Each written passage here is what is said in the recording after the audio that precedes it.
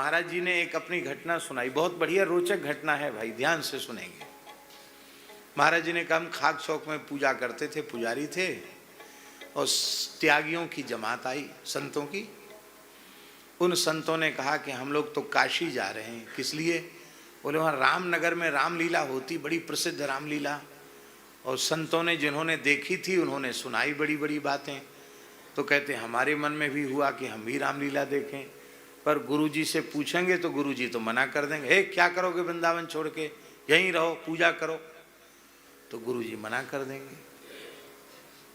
कई बार ऐसी खोपड़ी खराब होती है जो गुरुजी से पूछे बिना शिष्य भाग जाते हैं। ये नहीं करना चाहिए, पूछ करके ही जाना चाहिए। लेकिन बोले बचपना था, उन महात्माओं से बात हो गई, जमात चली गई, और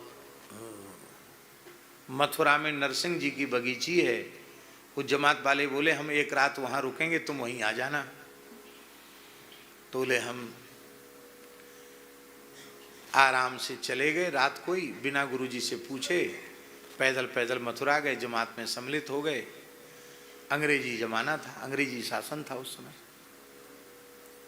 ट्रेन में बैठ गए काशी के लिए। तो उस समय लकड़ी झोंक कर ट्रेन चलती थी, लकड़ी जलाई जाती थी ट्रेन में। तो बैठ के चले, तो मिर्जापुर की तरफ जैसे ही ट्रेन पहुंची तो एक बंगाली ऑफिसर था रेलवे का, उसका नाम था मिट्ठू बाबू। महाराज जी सुनाते थे, पूरे साधुओं का काल था वो, भारी वैष्णव विद्रोही था वो। तिलक कंठी देखे तो उसको आग लग जाती थी। भारी कम्युनिस्ट विचारधारा का था वो।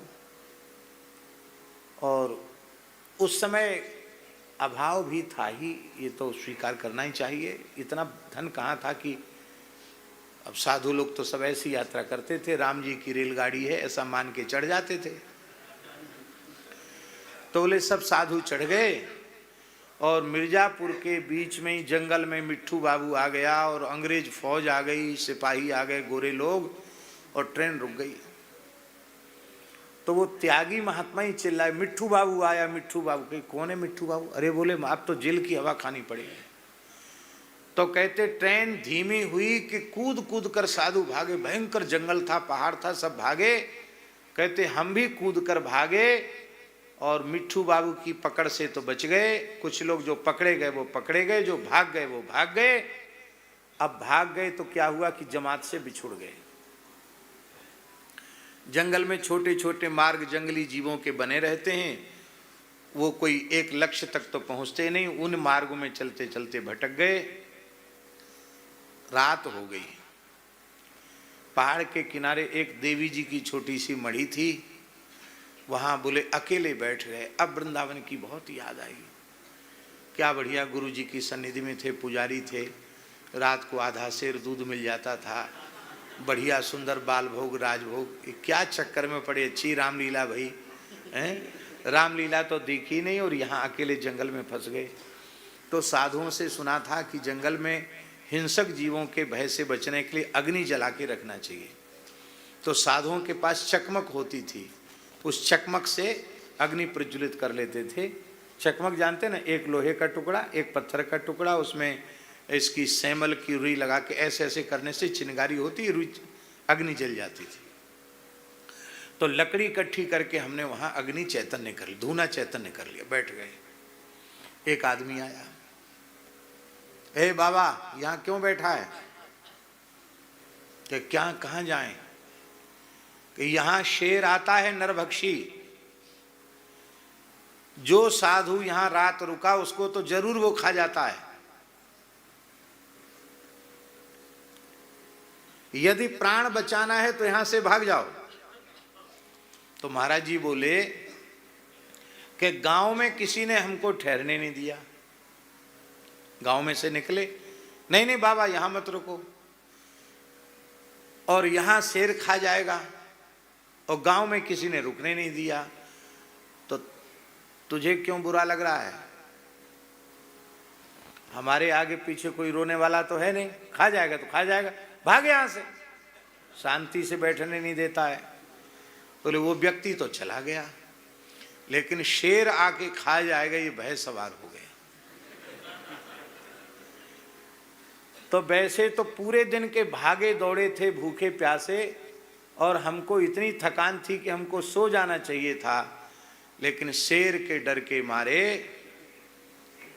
राम राजा दुख भंजन सकल पूर्ण काम गोविंद गोपाल गोविंद गोपाल भज नारायण कहते हुए रात बीती। और हो सकता है रात्रि के 1:30-2 बज रहे होंगे, उसी समय शेर आया और किसी वन्य जीव को घसीटते हुए उसको मेरे सामने से ले गया, इतनी दूर से जितनी दूर नांगिया जी बैठे हैं। कहते हम तो एकदम व्याकुल हो गए,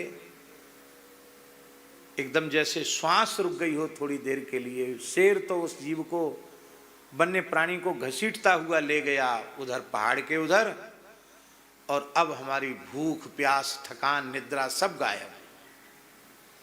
पूरी रात भजन करते रहे, जब दिन चढ़े आया तब वहां से उठे।